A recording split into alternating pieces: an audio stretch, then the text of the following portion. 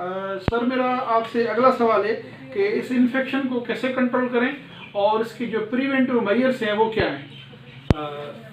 Basically जो इसकी preventive measures हैं, जो डेवलप्ड नेशंस हैं जहाँ ये चीज़ें प्रिवेंशन कंट्रोल ज़्यादा वो फोकस करते हैं, तो इसी को हमने दो कैटेगरीज में डिवाइड किया हुआ है। दो स्टेप में, एक को हम करते हैं इसको कंट्रोल पब्लिक लेवल पे, मतलब अवामी बेसिस पे। दूसरा करते हैं जो हॉस्पिटल बेस पे, क्योंकि डॉक्टर्स, स्टाफ, नर्सें जो होते हैं, जो हेल्थ केयर वर्कर, वो ज़्यादा रिस्क पे होते हैं, तो उसी को हॉस्पिटल बेस पे हम कंट्रोल करते हैं। तो अभी मैं हॉस्पिटल लेवल पे बता रहा हूँ, स्पेशली अभी मैं मुखातिब हूँ डॉक्टरों से, जो हमारे दोस्त डॉक्टर जो हाई रिस्क पे हैं, जो इन्फेक्टेड पेशेंट साथ डेली कॉन्टेक्ट में होते हैं, तो वो बेसिकली करें क्या। उसके लिए बेसिक टूल्स ये हैं कि स्पेशली चेस्ट फिजिशियन या कोई सेकंड इन्फेक्शन के लिए कोई फिजिशियन आ रहा है, तो ये पेशेंट आपका होना चाहिए, जो कंफर्म केस है वो होना चाहिए आइसोलेशन रूम में, जो नेगेटिव पैक प्रेशर होना चाहिए, जिसकी लेवल ये होनी चाहिए कि -2 to 5 पास्कल प्रेशर, वहाँ उसका प्रेशर होना चाहिए। सेकेंडली उसी रूम के आगे एक छोटा रूम होता है जिसको बोलते हैं एंटीसीडल रूम, जहाँ आपकी पूरी इक्विपमेंट्स होते हैं, मसलन मास्क होना चाहिए, ग्लव्स होने चाहिए, गॉगल्स होने चाहिए, आपके फेस शील्ड होने चाहिए। ये होता है आपका पर्सनल प्रोटेक्टिव इक्विपमेंट। वहाँ आप अपनी एक प्रिपरेशन करते हैं। सबसे पहले आप हैंड वॉश करते हैं। हैंड वॉश के एक प्रोसीजर्स हैं, वो आपको मैं बताऊँगा सेकेंडली। तो आप कैसे प्रिपेयर करेंगे अपने आप को उसी रूम में एंटर होने के लिए, तो एक सीक्वेंस होती है पर्सनल इक्विपमेंट की, आप कैसे पहनेंगे। सबसे पहले आप हैंड वॉश करें, उसके बाद आप मास्क यूज़ करें। मास्क N95 होता है। मास्क की दो होती हैं साइज, स्मॉल और रेगुलर, तो वो आप अपने फेस के साइज़ के हिसाब से आप चूज़ करें। आपका फेस साइज छोटा है तो स्मॉल लें, अगर आप मीडियम है मतलब या लार्ज है तो रेगुलर लें। तो आप उसको पहनने के बाद उसको फिक्स करेंगे, उसके बाद मतलब साइडों से एयर की एंट्री नहीं होनी चाहिए, आप उसको फिक्स करें।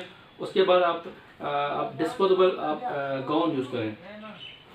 बाकी रही बात, अमूमन मैंने देखा कि सब लोग ग्लासेस पहन रहे हैं। ग्लासेस पहनने की आपको ज़रूरत तब पड़ती है जब आप एमरजेंसी में पेशेंट को इंट्यूबेट कर रहे हैं या कुछ सिचुएशंस हैं कि ब्लड स्प्लैश हैं, तो आप वो गॉगल यूज़ करें, अदरवाइज गॉगल की भी आपको नीड नहीं है। डॉक्टर साहब मैं आपसे ये पूछना चाहता हूँ कि ये लोग कहते हैं कि जो आपने चीज़ें पहनी हुई हैं, तो क्या इसको दोबारा यूज़ कर सकते हैं?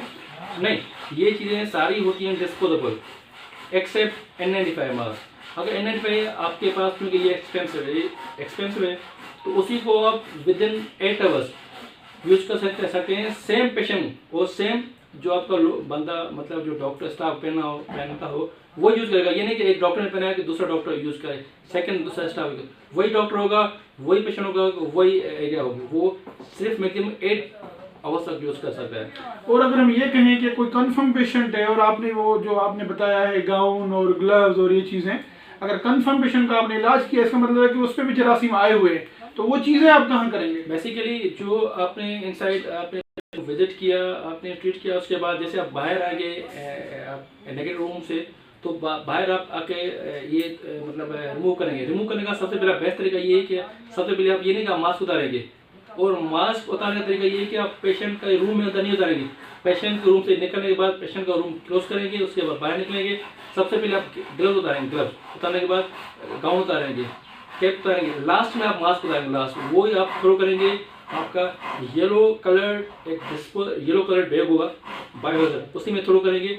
वो उसी को प्रॉपर एक जगह पे आप थ्रो करेंगे। ये नहीं कि आप उसको पब्लिक प्लेसेस पे थ्रो करें, क्योंकि वो कंटामिनेट होता है, वही एक सोर्स होता है इन्फेक्शन का, इन्फेक्शन उससे स्प्रेड होगा। हाँ, तो उसी को आप बेसिकली सही तरह डिस्पोज करेंगे। या तो ये जो चीज़ें आपने बताई, तो ये तो डॉक्टर्स के लिए, तो ये आवाम के लिए आपने कुछ बताया था कि आपके दो इसके हिस्से हैं, एक डॉक्टर्स और आवाम के लिए, तो आवाम के लिए क्या पॉइंट्स हैं? आवाम के लिए जो पब्लिक लेवल पे हम यही देंगे कि जो अमूमन लोग ज़्यादा बैठते हैं, उठते बैठते हैं, गैदरिंग्स करते हैं, फ्रेंडशिप होती है, फैमिली गैदरिंग्स होती है, तो उसी गैदरिंग्स को बिल्कुल अवॉइड करें।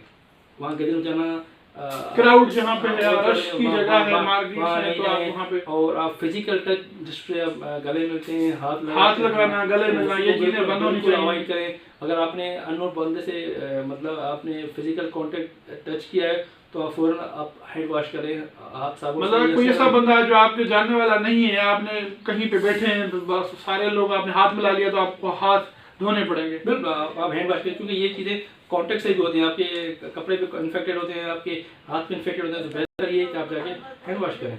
सेकंड, आप उसी एरिया से अवॉइड करें जहाँ ये केस कंफर्म हो, मतलब जिस हॉस्पिटल में पेशेंट हैं, आजकल जो क्वारंटीन एरिया बने हुए हैं सखर में या गंबड़ में किसी ऐसी जगह पे, तो वहाँ जाने से गुरेज करें। ये नहीं कि पेशेंट एक कंफर्म केस है, आइसोलेशन रूम में पड़ा है तो पूरी की पूरी फैमिली वहाँ जाके बैठ जाए, ये बिल्कुल इन्फेक्शन कंट्रोल में इसके अगेंस्ट है। वहाँ मिनिमम एक्सपोजर होना चाहिए, डॉक्टर्स भी एक जाए, नर्स भी एक जाए, वो सफाई करने वाला बंदा जो होता है क्लीनर वो भी एक जाए। ये नहीं कि हर डॉक्टर जाए, हर स्टाफ जाए, minimum exposure, minimum not maximum, one doctor, one nurse, one patient and strictly prohibited meeting of family visitors, family members strictly.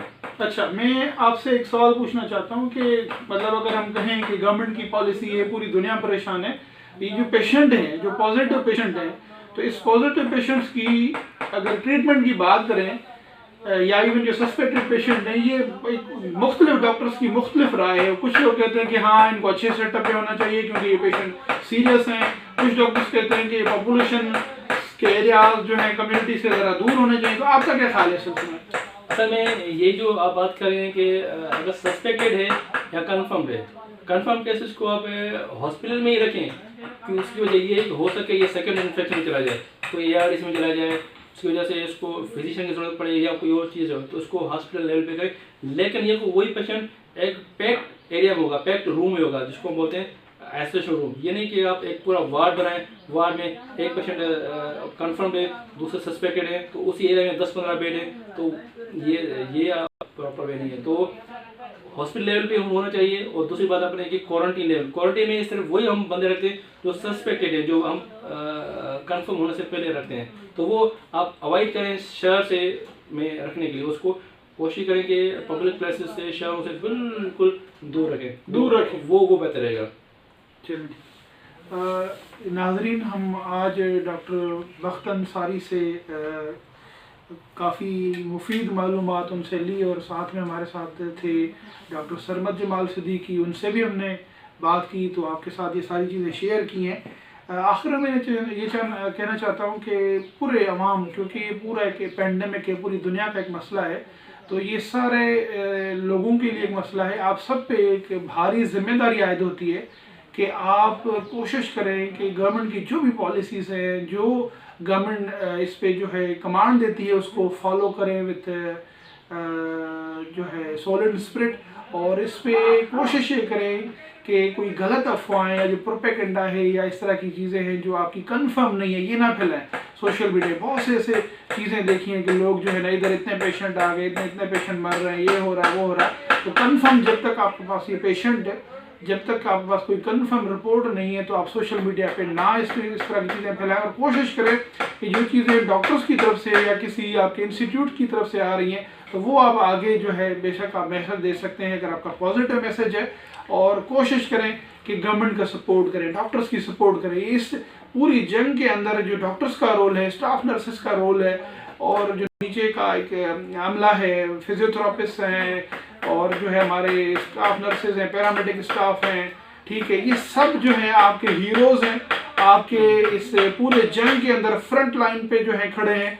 इनको आपकी अप्रिसिएशन और आपकी जो है दाद देने की ज़रूरत है कि ये हमारे हीरोज़ किस तरह इस पूरे पेंडेमिक की जो जंग की सूरत हाल है उस पर लड़ रहे हैं। मैं आपसे इंशाल्लाह इस वक्त जो है इजाज़त चाहूँगा, और इंशाल्लाह आपसे अगली बार बहुत जल्द इसी इशू पे किसी और डॉक्टर के साथ आपसे बात करेंगे। तब तक के लिए मुझे इजाज़त चाहिए। अल्लाह हाफ़िज़।